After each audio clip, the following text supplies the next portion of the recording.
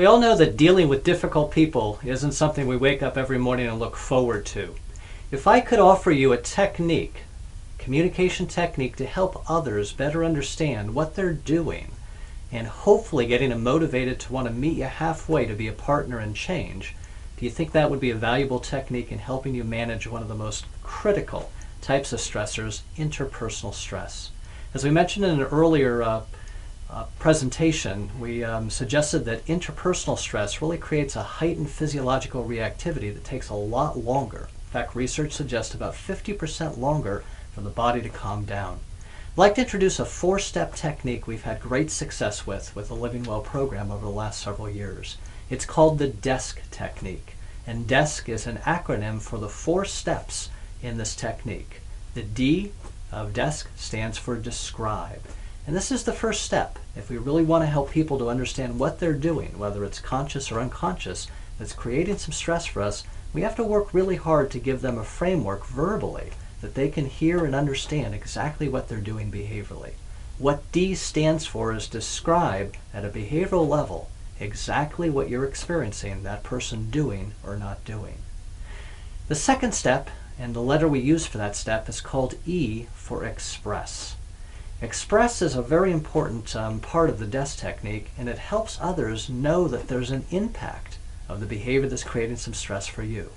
We'd like you to use an I statement and really share how the person's behavior is impacting you emotionally. Don't use we, use an I statement to really convey that you have a personal reaction to their behavior. S is the next step. It stands for specify, and we find that this is the most challenging step in the DESC technique. If we're not really clear what we want people to do more, less, or differently, it's just dumb luck that people will be a mind reader and know exactly what you'd like them to do. What the S stands for is to specify very directly just one thing, not a long list, but one thing you would like that person to really try to put some energy and effort into doing, more, less, or differently. And finally, the last step, C, stands for consequence. The world works with consequences. You learned that when you were young, maybe the first time you tried to get on a bike, and you realized that when you were off balance, gravity always took over. Relationships are the same way. The more we can clarify what's the outcome, what's the consequence, we find we have a way of helping motivate both ourselves and others in an interpersonal relationship. Consequences can be very personal, and if there are behaviors that are very challenging and very annoying, sometimes they can be very direct.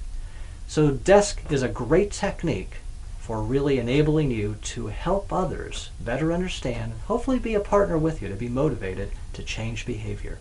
In the next sequence, we'll actually show you and model each of these 4 steps: D for describe, E for express, S for specify the change in behavior you'd like in the other individual, and C, the consequence of applying this technique.